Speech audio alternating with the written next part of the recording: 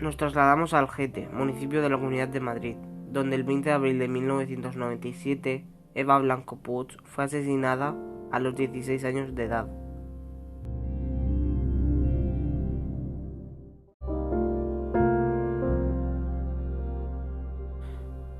Comienza Crímenes, el caso España. Hoy, el asesinato de Eva Blanco.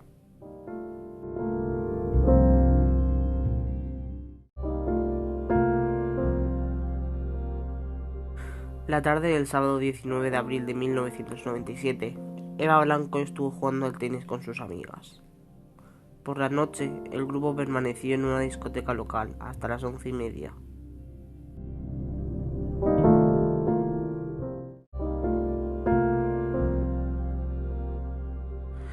Eva, que debía regresar a medianoche, fue una de las primeras en separarse del resto. Una amiga la acompañó hasta un terreno baldío a unos 700 metros de la casa de la joven, antes de separarse a las 12 menos cuarto. Ella tenía la intención de cruzar esa zona como un atajo para llegar antes de su domicilio, evitando un desvío más largo por el centro de la ciudad, pero nunca llegó a su destino. Ella y otros estudiantes de Valderrey usaban el mismo atajo con regularidad para llegar a la escuela secundaria. Como Blanco siempre había llegado antes de tiempo, su madre se preocupó y llamó a las amigas de su hija, quienes le dijeron que se había ido.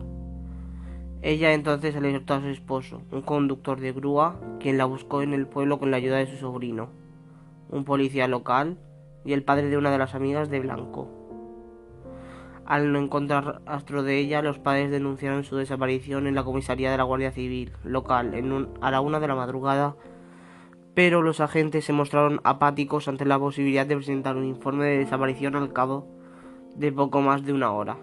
El guardia de la puerta incluso dijo que los chicos de su edad estaban todos drogados y que probablemente ella estaba acostada en algún portal.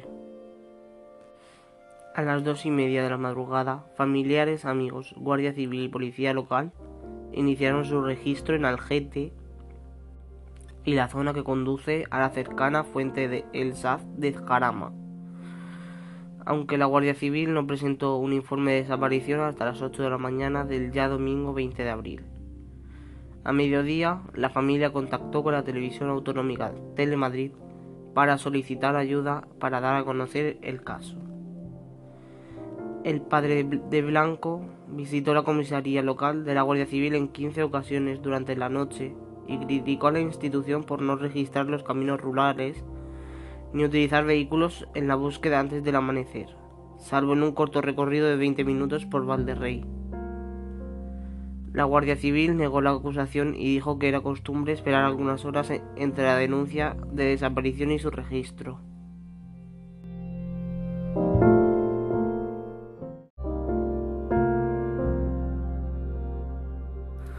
El cuerpo de Eva Blanco fue encontrado por dos ancianos residentes de Ajalbir a las 9 de la mañana, junto a una obra de construcción de una carretera entre Cobeña y Belvis de Jarama, a 6 kilómetros de Algete.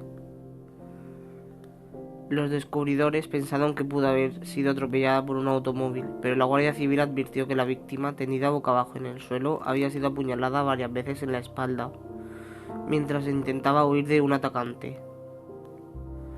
El cuerpo estaba vestido con los mismos jeans, suéter oscuro y botas de montaña que vestía cuando desapareció.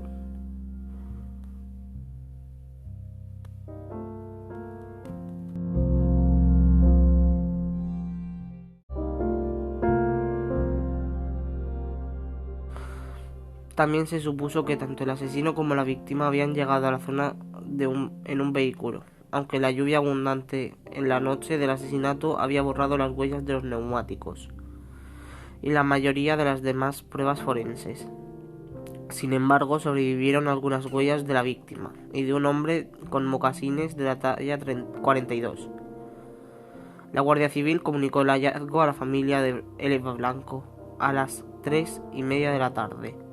La noticia causó conmoción en Algete, una localidad de apenas 12.300 habitantes, sin casos recientes de delitos violentos. A las 7 horas, 200 personas se reunieron en silencio ante la casa de Blanco para condenar su asesinato. A su funeral y entierro, celebrado el 23 de abril, asistieron 2.000 personas.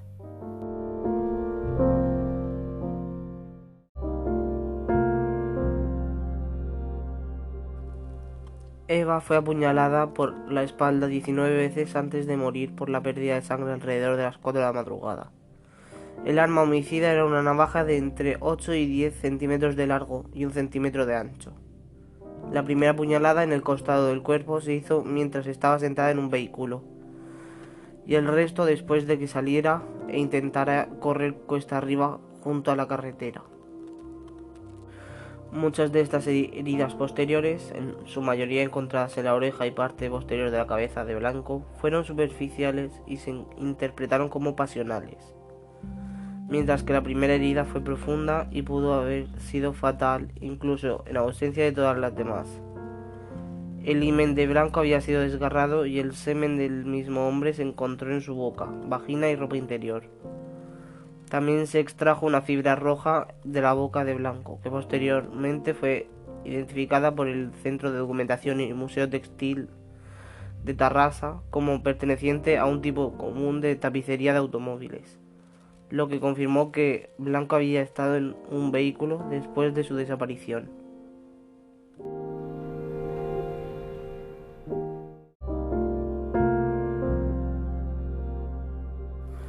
Debido a que el cuerpo fue encontrado vestido y no mostraba signos de violencia previa, tanto el forense como los oficiales creyeron que el sexo había sido consensuado y que el asesinato fue el resultado de una discusión posterior.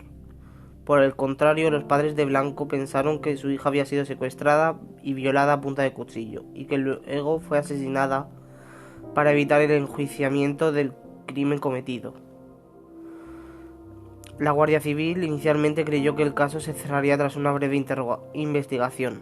La teoría dominante era que una sola persona conocida por Blanco se le acercó a un automóvil, se ofreció a recogerla, lo que ella aceptó y la llevó al sitio en construcción, un conocido espacio donde las parejas intimaban, donde tuvieron relaciones sexuales antes de que ella fuera asesinada.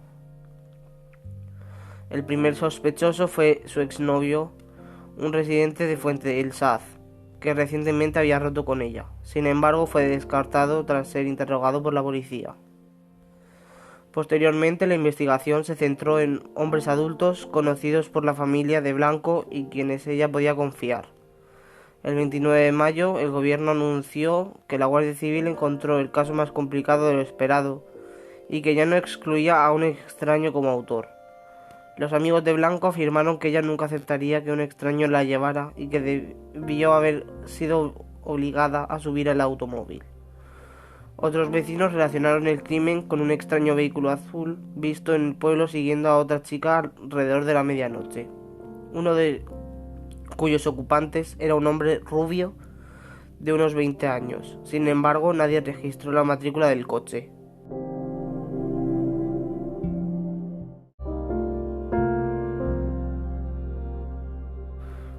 Ocho meses después del crimen, la madre de Blanco encontró 2 cuadernos escondidos entre los cajones en la habitación de su hija.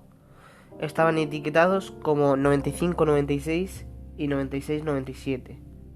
Fueron escritos a mano por la víctima hasta el día de su asesinato. Muchas de estas páginas no contenían nada más que Eva y Miguel, el nombre de su exnovio repetido una y otra vez con diferentes colores de boli. Sin embargo, 2 páginas antes del final del último tramo, Eva y Miguel fueron reemplazados por Eva y 34, 31, 10. Todos los intentos por descubrir el significado de 34, 31, 10 fueron infructuosos, y algunas hipótesis giraron en torno al hecho de que 34 es el prefijo telefónico de España y 110 era el código postal de Algete, de la zona en la que vivía Blanco.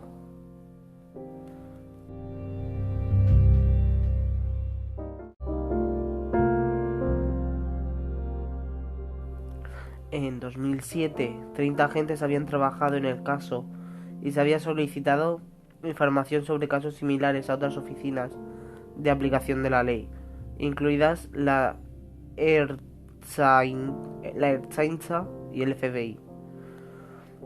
Un especialista de la Universidad de Santiago de Compostela reexaminó las pruebas de ADN y concluyó que pertenecía a un hombre que no era de ascendencia europea. 6 años después, en 2013, el número de personas investigadas había aumentado a 1.503 y se había analizado el ADN de 208 hombres de Algete y otras localidades, incluidos delincuentes que se encontraban en libertad condicional en el momento del asesinato. Un nuevo juez de instrucción permitió la apertura y verificación de los 2013 sobres que contenían los nombres de los voluntarios de 1999, pero no el análisis de todas las muestras de ADN.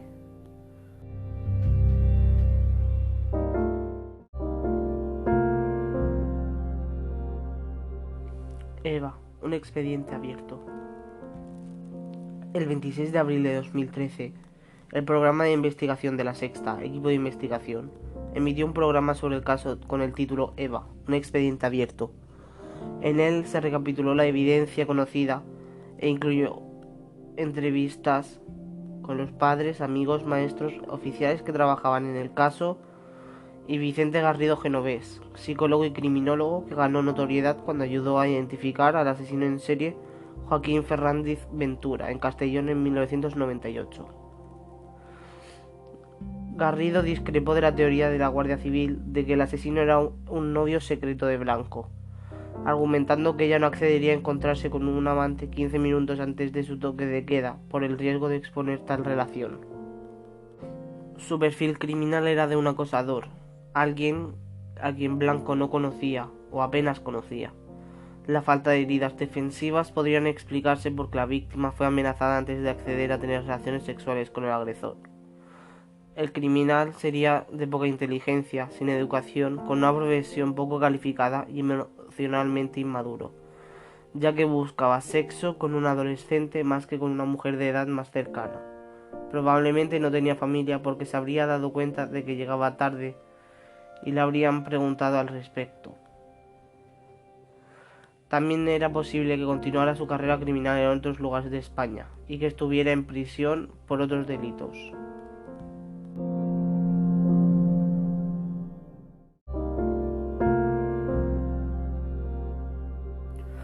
A finales de 2013, una nueva revisión del ADN del semen redujo la identidad del donante a un hombre de ascendencia norteafricana. La Guardia Civil solicitó a los 300 norteafricanos residentes en Algete en 1997 que proporcionaran muestras voluntarias. Su respuesta fue abrumadoramente positiva, a pesar de que muchos habían abandonado la ciudad e incluso el país en los años intermedios. Fouad Chel, un antiguo residente del barrio de Blanco que posteriormente se marchó a vivir al sur de Francia, compartía su cromosoma Y y más del 97% de su ADN nuclear con el asesino. Esto solo era posible si ambos hombres eran hermanos. Tras la muestra de un hermano de Chel, afincado en Murcia y que nunca había residido en Algete, proporcionó un resultado idéntico. Se emitió una orden de detención europea para el tercer hermano de Chel, Ahmed Chel Her. El 1 de octubre de 2015, Ahmed fue detenido fuera de su lugar de trabajo en Besanzón, ciudad y comuna francesa situada en el este del país, en el departamento de Doubs y región de Borgoña y Franco-Condado, durante una intervención conjunta de la Guardia Civil y la Gendarmería francesa. Ahmed Chel Her, de 52 años al momento de arresto, nació en Taza, Marruecos, el 1 de marzo de 1963. Tenía 34 años cuando se produjo el asesinato. Chel se casó en Madrid en 1989 con una española de 20 años y se convirtió en un ciudadano español en la década de 1990. Tuvieron 3 hijos, en el 89, 93 y 97. Su esposa estaba embarazada de 5 meses de su tercer hijo cuando Blanco fue asesinada. Los Chell nunca fueron incluidos en la lista de residentes de Algete porque vivían en una caravana estacionada en un vivero de plantas donde Chell trabajaba como repartidor y que les había prestado un empleador. La residencia de Chell se encontraba junto a los paracuellos de Jarama, en la carretera Fuentesaz, a 4 kilómetros del crimen.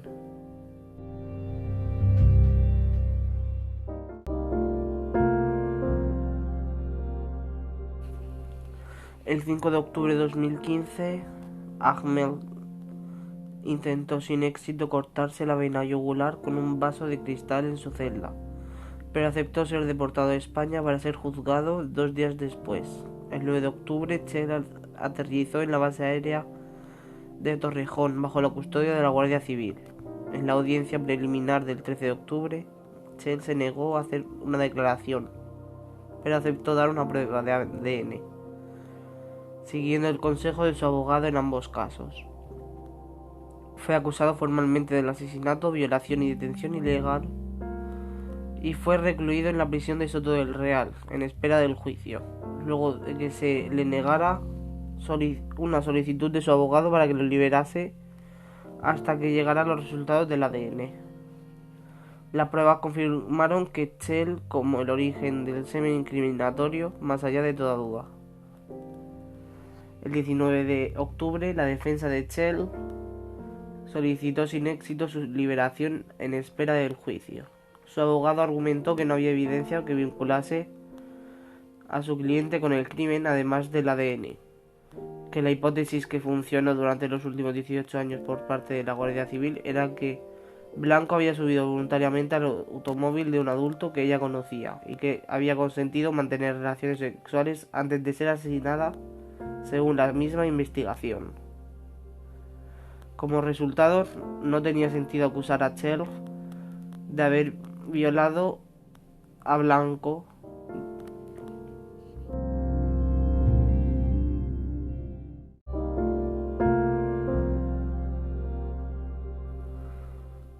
Los amigos de Blanco negaron que tuviera relaciones con los neonazis, según había estado intentando conspirar la familia de Chell. El abogado afirmó que Blanco nunca iría voluntariamente con un marroquí porque albergaba simpatías neonazis. Pero claro, los amigos de Blanco negaron que tuviera alguna relación. La primera esposa de Chell alimentó la teoría conspirativa en una entrevista en el programa La Mañana de Televisión Española, en la que afirmó que había varias personas involucradas y que los Chell sabían que estaba detrás de todo esto, más o menos. Ella afirmó que esta vez que su marido regresó a casa entre las 10 y las 11, que no se quedaría fuera hasta tarde porque estaba embarazada y que le dijo que algunos chicos lo habían asaltado, pero que él no quería denunciarlo porque tenía miedo. El 8 de enero de 2016, un equipo de psiquiatras y psicólogos de la prisión apoyó el levantamiento de las medidas contra el suicidio impuestas a Chell durante su arresto. En la siguiente audiencia del 15 de enero, Chell afirmó que 2 personas lo metieron a la fuerza en un automóvil y lo amenazaron con una navaja para hacerlo eyacular sobre Blanco, que estaba viva adentro. Insistió en que nunca la penetró, pero cuando se le preguntó por qué se encontraba su semen dentro del cuerpo, no pudo responder. El 29 de enero de 2016, Chell fue encontrado muerto en su celda de la prisión de Alcalá Meco, tras haberse ahorcado con los cordones de sus zapatos. La acusación terminó formalmente el 15 de febrero. En octubre de 2020, el Tribunal Supremo de España condenó al Estado a indemnizar a la familia del presunto violador con un total de 90.000 euros por no haber evitado el suicidio del interno.